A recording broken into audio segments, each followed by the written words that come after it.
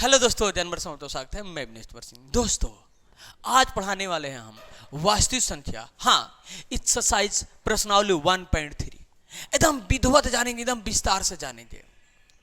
आपके सीधे दिमाग में डाल देंगे भाई। मैंने डालने का प्रयास भी करेंगे, हम एकदम डालेंगे जरूर। सीधे थोपड़िया में जाएगा तब, जब वीडियो तो अंत तक बने रहिएगा तब। आज वन शॉट में एकदम खलास समाप्त। आज इसका पोस्टमार्टम करी देते हैं भाई। इस चैप्टर का भाई प्रश्नावली 1.3 का पोस्टमार्टम आज होने वाला है। एकदम ध्यान से समझने की जरूरत है। यह बहुत इंपोर्टेंट है आपके लिए। अब बहुत बार पेपर में इस चैप्टर से प्रश्न आता भी है, आएगा भी भाई। एकदम शॉर्ट तौर तरीका अपनाएंगे, एकदम बनाएंगे, एकदम फट दे। क्यों दिक्कत है भाई? तो आज के लिए फर्स्ट प्रश्न देख लेते हैं, जो ऑलरेडी आप लोग को स्क्रीन पे दिखाई दे रहा है भाई। क्या कह रहा है कि सिद्ध कीजिए कि √5 एक अपरिमेय संख्या है। सिद्ध कीजिए कि √5 क्या है? अपरिमेय संख्या है मेरे प्यारे। तो इसको आधा आधा कर देते ही थोड़ा सा लॉन्ग जाएगा, टेंशन मत लेना। और भी क्योंकि इसी सवाल में आपको ज्यादा समझाएंगे, क्योंकि आगे वाला जो सवाल आए उसमें ज्यादा समझाने मुझे ना पड़े और शॉर्ट तौर तरीका से मैं बता दूं आपको। अब देखो, सिद्ध कीजिए कि √5 एक अपरिमेय संख्या है भाई। हम तो जानते हैं कि यह अपरिमेय संख्या है।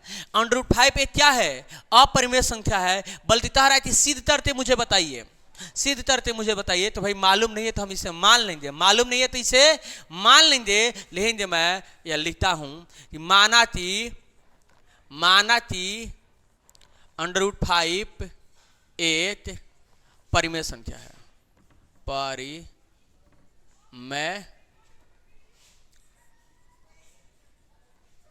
संख्या है। माना कि √5 एक परिमेय संख्या है। यहां तो कोई दिक्कत है क्या जी? बोलो सर, दिक्कत तो नहीं है। दिक्कत तो अब होगा, होने भी नहीं देंगे, टेंशन मत लो।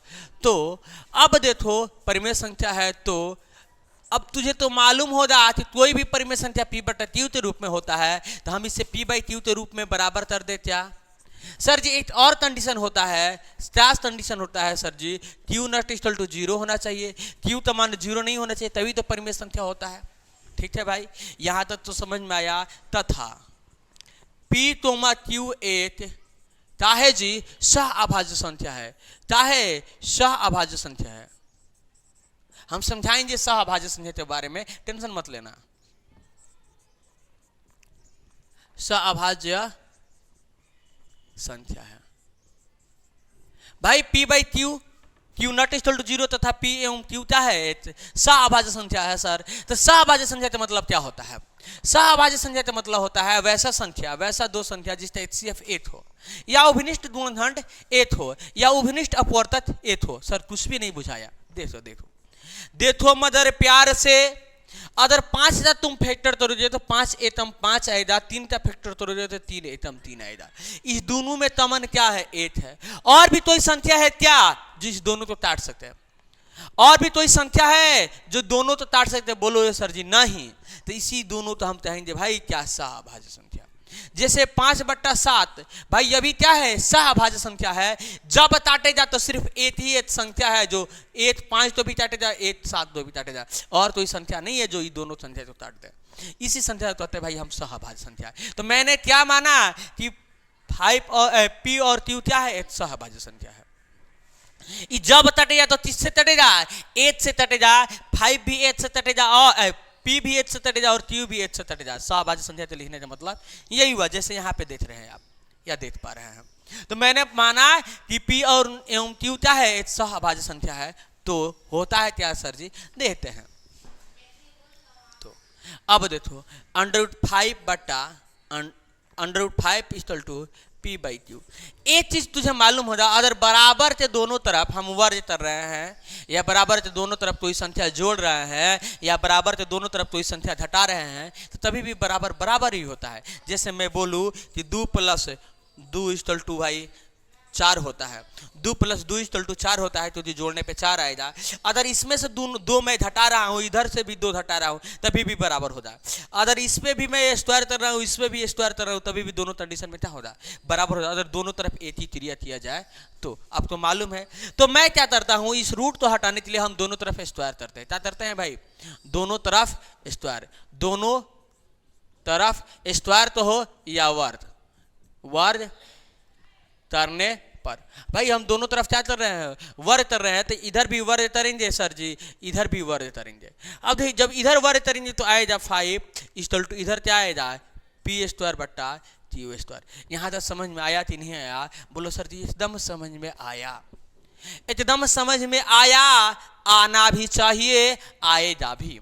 अब देखो मेरे प्यारे, बाई में ये चला तरस मल्टीप्लाई करा देंगे तो क्या होगा, तरस मल्टीप्लाई करा देंगे तो क्या होगा, तो बोलो sir ji q 5 q square equal to p square होगा। 5 क्यू स्क्वायर इक्वल टू 8 में गुणा करें तो यही आएगा, 8 में पी स्क्वायर गुणा करें तो पी स्क्वायर यही होगा। तो अब लिखियो दे क्या, एक तो स्टॉप और बढ़ा सकते हो, q square equal to p square बट्टा 5 लिख सकते हो, या तो यहीं पे लिख दो कि यह भी गुणा में तो इधर जाए तो भाज में, ना तो यहाँ पे भाज में भेज दो। एक चीज तुझे यहाँ पे मालूम चला, एक चीज तुझे दिखाई दिया क्या, कि पी स्क्वायर तो ना, पी स्क्वायर तो 5 का कर रहा है, विभाजित कर रहा है, तो यहाँ पे लिख सकते हो 5 पी स्क्वायर तो विभाजित करता है, तो 5 पी स्क्वायर तो विभाजित करता है, तो 5 पी तो भी विभाजित करेगा, 5 पी को भी विभाजित कर जाए, इस तो कर देंगे स्थिति 8, स्थिति 8। अब समझो मैंने यहाँ पे क्या समझाया, यहाँ पे लिखा कि 5 पी स्क्वायर तो विभाजित करता है, तो 5 पी तो विभाजित करेगा। सर नहीं समझ में आया, समझाएंगे, टेंशन मत लो। अगर मैं लिख दिया कि भाई देख लो 4/2 लिख दिया, अगर 2 4 से विभाजित है, 2 चौथा 8, 2 दूना 4 तर जा रहा है, तो टेंशन मत लो। अगर 4 का मैं स्क्वायर भी कर दूं ना, 4 का स्क्वायर भी कर दूं, तब भी 2 विभाजित करेगा, जैसे 4 चौथा 16 तर रहा है कि नहीं तर रहा है, 2 चौथा 8 तर रहा है ना जी। अगर देखो देखो मैंने देख लो फिर से, या 8 है, ठीक है, अगर 8 स्क्वायर 8 से विभाजित है, 8 स्क्वायर 8 से विभाजित है, तो टेंशन मत लो, 8 भी 8 से विभाजित हो रहा, तो 8 8 64 विभाजित हो रहा है ना जी। 8 स्क्वायर 8 से विभाजित मतलब 8 8 64 बट्टा 8 विभाजित हो रहा है ना।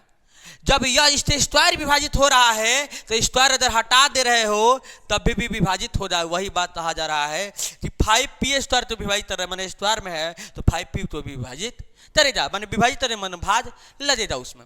अब देखो मेरे प्यारे, एक चीज और थोड़ा सा समझते हैं, एक चीज और थोड़ा सा समझते हैं मेरे प्यारे। यहां तक दिक्कत है क्या, तो बोलो सर दिक्कत नहीं है, दिक्कत होगा भी नहीं मेरे प्यारे। अब समझ लो, मैं मान लो कि P इक्वल टू 5m, तो यहां पे लिख दिया माना कि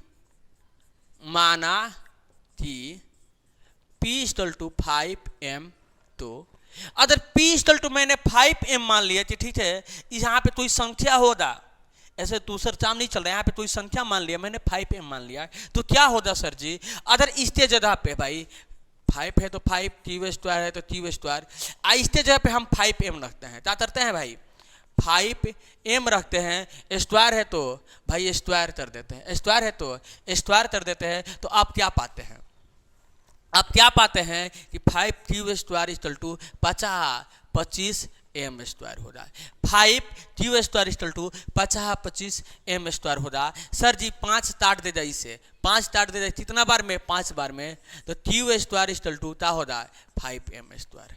यहाँ तक कोई दिक्कत है क्या मेरे प्यारे, बोलो सर दिक्कत नहीं है। अब देखो यहाँ पे, अब तुमने क्या देखा कि अब मेरे प्यारे बताओ, यहाँ पे एम स्क्वायर में 5 गुणा में है, तो नीचे आएगा तो भाग में हो जाएगा, यहाँ पे क्या आया एम स्क्वायर।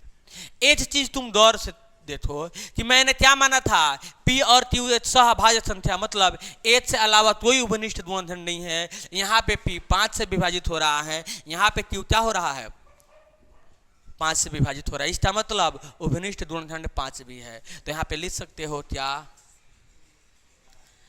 कि Q स्क्वायर, सॉरी हाँ 5 Q स्क्वायर 5 P स्क्वायर तो विभाजित करता है, 5 Q स्क्वायर तो विभाजित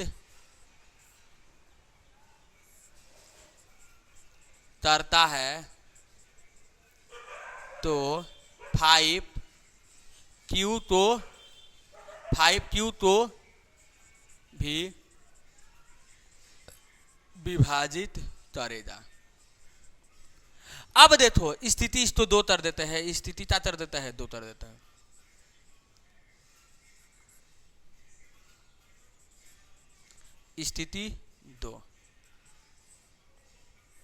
स्थिति 2 कर देते हैं। अब देखा क्या कि मैंने माना था कि 5p और q में एक के अलावा कोई उपनिष्ठ गुणनखंड नहीं है। मैंने सहभागी संख्या मतलब एटी से जब तटे तो तटे जा, यहाँ पे क्या मालूम चला कि 5p से तट रहा है, सॉरी p 5 से तट रहा है। यहाँ पे क्या मालूम चला कि q 5 से विभाजित हो रहा है। तो स्थिति 1 और 2 से मालूम क्या चल रहा है कि 1 के अलावा उपनिष्ठ गुणनखंड और भी है जो एक 5 है, जो एक क्या है 5 है। इस चीज से यह मालूम चला कि जब यह परिमेय संख्या नहीं तो यह भी परिमेय संख्या नहीं। मैंने इसे क्या माना था, परिमेय संख्या माना था और सह अभाज्य संख्या माना था कि एक से अलावा कोई उपनिष्ठ गुणनखंड नहीं है इसके बराबर में, तो इसमें भी तो होना चाहिए ना जी। तो मालूम क्या चला कि यही जब परिमेय नहीं है तो यह कैसे परिमेय होगा। तो इसलिए हम लिख देंगे, क्या लिखेंगे, स्थिति अतः स्थिति 1 और 2 से यह साबित होता है कि स्थिति 1 और 2 से यह साबित होता है कि हमारा मानना गलत था कि p/q क्या है, एक परिमेय संख्या है, या √5 एक परिमेय संख्या बल्कि क्या है, अपरिमेय संख्या है। स्थिति 1 और 2 से यह साबित होता है कि सी नहीं तो डायरेक्ट लिख दो, √5 एक परिमेय संख्या नहीं है, यह एक अपरिमेय संख्या में संख्या है। भाई स्थिति 1 और 2 क्या बताया कि उपनिष्ठ गुणनखंड 1 के अलावा और भी कोई गुणनखंड नहीं है जो 5 है, ठीक है ना।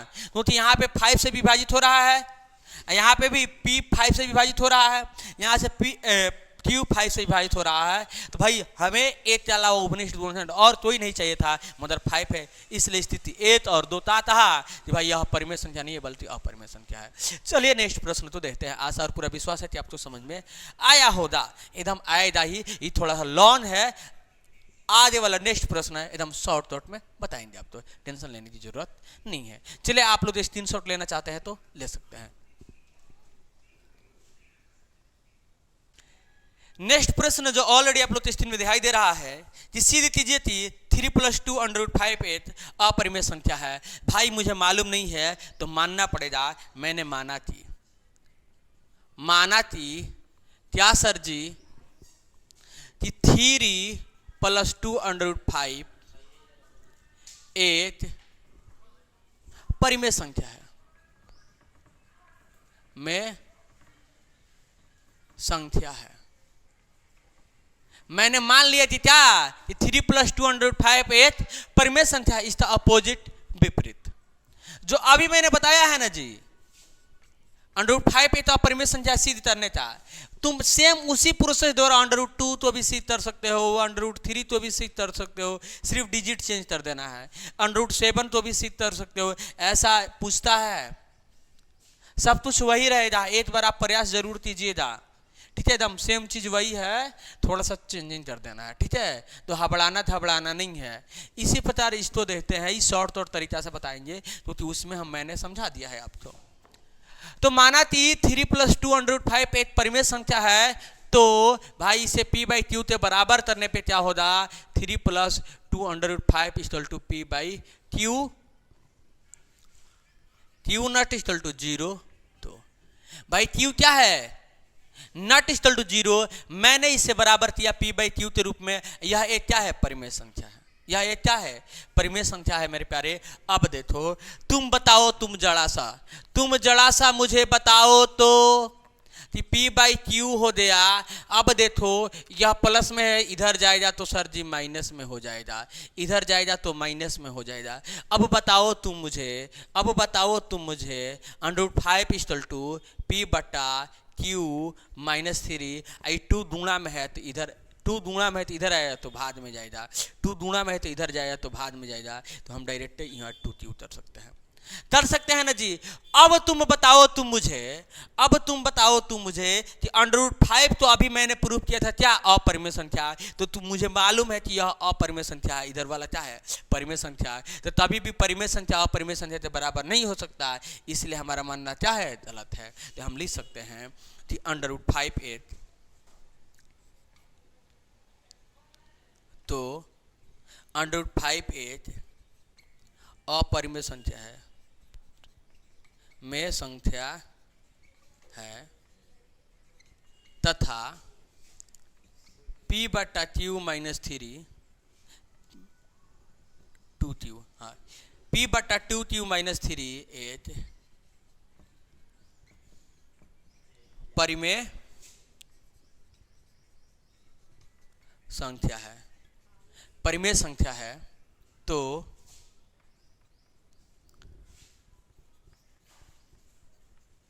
परिमेय संख्या, तो परिमेय संख्या इक्वल टू अपरिमेय संख्या।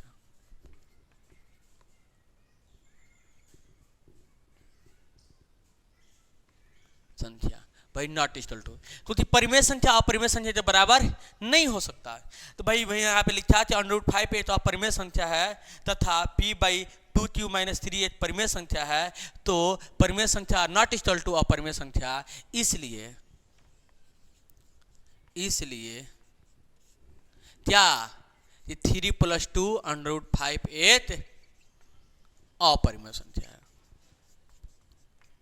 में संख्या है। क्योंकि परिमेय संख्या तो अपरिमेय संख्या बराबर नहीं हो सकता, इसलिए हमारा कहना था कि √5 क्या है, अपरिमेय संख्या है। भाई मैंने गलती से मान लिया था कि परिमेय संख्या है। तो दिक्कत है क्या, बोलो सर दिक्कत नहीं है, दिक्कत होने भी नहीं देंगे। इसी प्रकार आप कुछ भी रहे, यहाँ पे कुछ भी रहे ऐसा, अगर कोई दूसरा डिजिट चेंज करते सवाल पूछ रहा है तो आशा और पूरा विश्वास है कि तुम बना सकते हो या आप बना सकते हैं। चलिए नेक्स्ट प्रश्न को देख लेते हैं, अगर स्क्रीनशॉट लेना है तो आप ले सकते हैं। भाई 3 नंबर प्रश्न है कि सिद्ध कीजिए कि निम्नलिखित संख्याएं अपरिमेय संख्या है।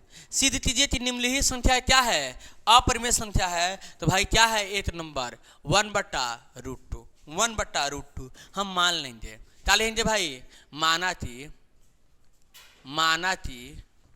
1/√2 एक परिमेय संख्या है। मैंने क्या माना कि 1/√2 एक परिमेय संख्या है। तो भाई P बाई क्यू के रूप में बराबर करेंगे, P बाई क्यू के रूप में बराबर करेंगे। आप देखो भाई P बाई क्यू के रूप में बराबर कर सकते हैं, तो तुम्हें तो मालूम हो जा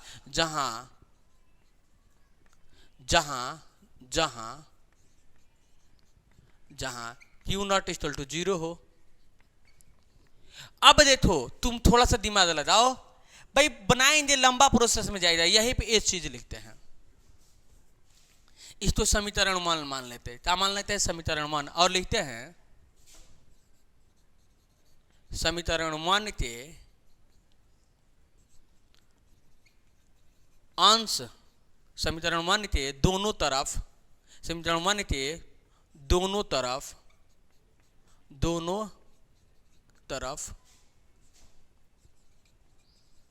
अंश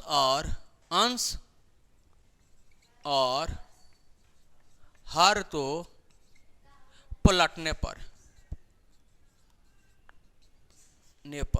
या उलटने पर। अगर इसको भी उलट रहा है भाई तो √2 आ जाएगा ऊपर, बाई में 8 आ जाएगा equal to P by q. अब बताओ 8 से भाग करोगे तो सेम प्रोसेस वही आएगा, √2 equal to P by Q.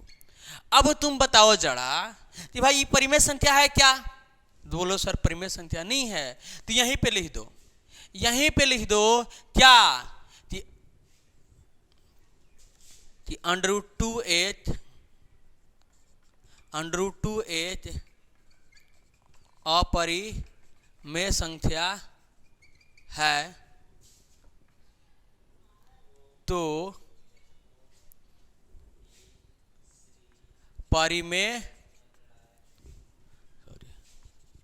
अपरिमेय संख्या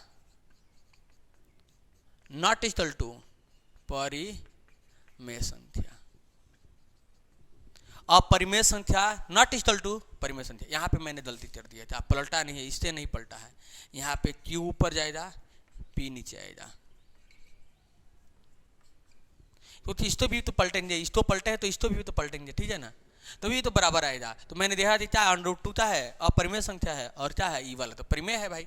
तो भाई परिमेय अगर 3/5 है तो 5/3 लिख देंगे तो परिमेय नहीं होगा ही। तो अपरिमेय संख्या इक्वल टू अपरिमेय संख्या नॉट इक्वल टू परिमेय संख्या भाई बराबर नहीं होता है, इसलिए क्या होगा, इसलिए 1/√2 एक अपरिमेय संख्या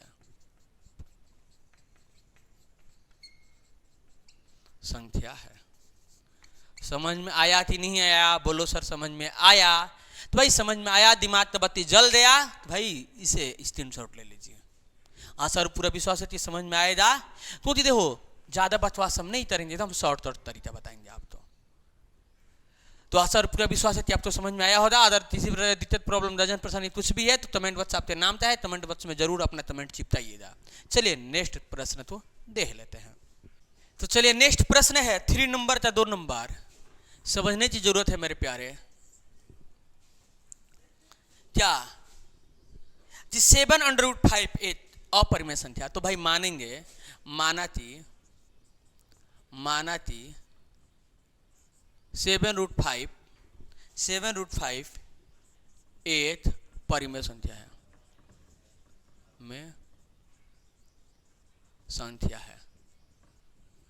तो दिक्कत है क्या? बोलो सर दिक्कत नहीं है। जब परिमेय संख्या है तो भाई P/Q के रूप में बराबर होगा, तो लिख देते हैं P/Q, जहां Q नॉट इक्वल टू 0। अब देखो तो भाई जब यहां पे तुमने देखा कि भाई 7 गुणा में है तो नीचे जाएगा तो भाग में जाएगा, तो √5 इक्वल टू क्या लिख सकते हो, P/7Q। अब तुमने क्या देखा कि अभी मैंने प्रूफ किया था कि √5 क्या है, अपरिमेय संख्या क्या है, परिमेय संख्या भाई। तो यहां पे लिख देते हैं, तो √5 एक अपरिमेय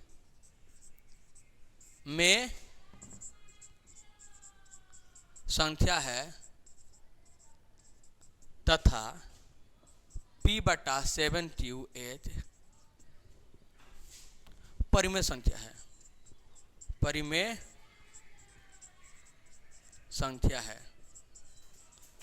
तो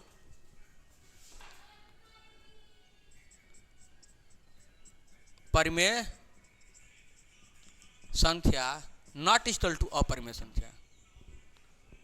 पहले अपरिमेय है तो चलो अपरिमेय, तो यहां पे लिख देते हैं अपरिमेय संख्या नॉट इक्वल टू परिमेय संख्या। क्योंकि अपरिमेय संख्या तभी परिमेय संख्या के बराबर नहीं हो सकता, इसलिए क्या है हमारा मानना गलत था कि यह क्या है परिमेय संख्या बल्कि अपरिमेय संख्या है। इसलिए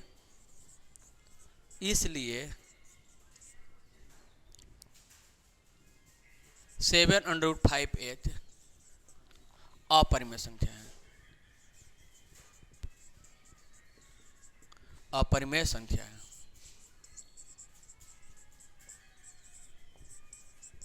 समझ में आया कि नहीं आया? थोड़ा लंबा चौड़ा भी लिख सकते हो। यह हमारा मानना गलत था कि यह 7/5 पे तो अपरिमेय संख्या है परिमेय संख्या बल्कि अपरिमेय संख्या, ऐसे भी लिख सकते हो। समझ में आया कि नहीं आया? समझ में आया हो तो कुछ भी नहीं करना है मेरे प्यारे। ऐसा कुछ भी अगर कोई भी सवाल आ जाए तो भाई आराम से आप डिजिट चेंज करके बना सकते हो। क्या दिक्कत है? दिक्कत होने भी नहीं देंगे आप तो। चलिए नेक्स्ट प्रश्न तो हम देख लेते हैं। मिटा दें, स्क्रीनशॉट लेना है तो भाई ले सकते हैं आप। चलिए 3 नंबर था, 3 नंबर प्रश्न जो ऑलरेडी अपलोड स्क्रीन में दिखाई दे रहा है जी, देखने की जरूरत है। तारा 6 + √2 अपरिमेय संख्या है भाई। तो लिख लेंगे माना थी 6 प्लस अंडर रूट 2h परिमेय संख्या है। परिमेय संख्या है।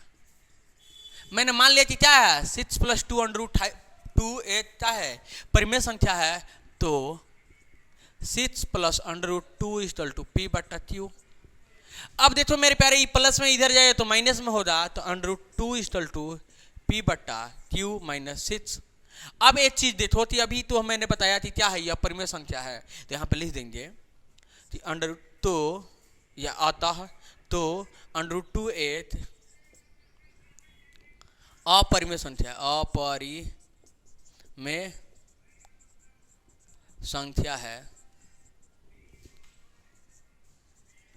तथा p बटा क्यू माइनस 6h परिमेय संख्या है। परिमेय संख्या है, इसलिए तो परिमेय संख्या नॉट इक्वल टू अपरिमेय संख्या, या अपरिमेय संख्या यहाँ पे लिख देते हैं। पहले अपरिमेय है तो पहले अपरिमेय लिख देते हैं। अपरिमेय संख्या नॉट इक्वल टू परिमेय संख्या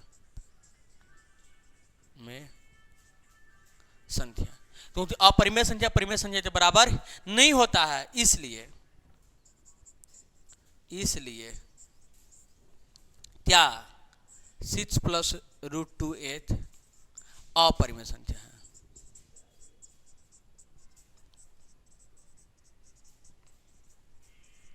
समझ में आया कि नहीं आया? बोलो सर जी समझ में आया। तो भाई आज के इस वीडियो में यह चैप्टर समाप्त, एकदम नो डाउट, सीधे टी आउट अपलोड करिएगा तब, जब समझिएगा तब एक दो बार रिविजन कर लीजिएगा। हाँ, तो आशा और पूरा विश्वास है कि आप तो यह पूरा समझ में आया होगा। समझ में आया तो भाई स्क्रीनशॉट ले लीजिए, बाद में नोट करते रहिएगा। तो भाई मैंने बोला था कि वन शॉट में समाप्त करेंगे। हाँ, जितना प्रश्नावली है ना इस बुक में, एनसीईआरटी के बुक में, सभी तो हम वन शॉट में समाप्त करेंगे। जितना प्रश्नावली 1.4 भी वन शॉट में जाएगा, मैंने 1.1 वन शॉट में समाप्त कर दिया, 1.2 वन शॉट में समाप्त कर दिया, 1.3 वन शॉट में समाप्त कर दिया, तो सभी तो वन शॉट में समाप्त करेंगे। तो भाई आप भी देखना चाहते हैं तो भाई चैनल तो सब्सक्राइब कीजिए। किसी दिक्कत प्रॉब्लम है तो कमेंट बॉक्स, आप ही का नाम क्या है कमेंट बॉक्स में कमेंट करना ना भूलिए, क्योंकि हम कमेंट भी पढ़ते हैं, क्योंकि हम बच्चा का मनोबल नहीं तोड़ना चाहते। हम आपके लिए हैं, आपके लिए आपका भाई था, रहेगा। आज भी तो रहे हैं, कल भी कहेंगे हम। तो भाई कमेंट करना जरूरी है। अपने दोस्त यार तो बताइए कि हाँ आ गए हैं फ्री ऑफ कॉस्ट। इस चैनल पे पढ़ाया जा रहा है पूरा मैथ विधिवत। हाँ, किसी प्रकार दिक्कत है तो भाई कमेंट करना, मैं उस पर वीडियो बनाऊंगा जरूर। मुझ पे विश्वास करना होगा। अगर मुझ पे विश्वास कर रहे हो तो तुम्हें मैथ में प्रॉब्लम होने नहीं देंगे, इतना 100% मेरा गारंटी है। फिर मिलते हैं नेक्स्ट वीडियो में। वीडियो अच्छा लगा तो वीडियो को लाइक जरूर कीजिएगा और अपने दोस्तों के पास शेयर जरूर कीजिएगा। हाँ, जरूर मिलेंगे एकदम से। तब तक के लिए बाय बेटा, जय हिंद।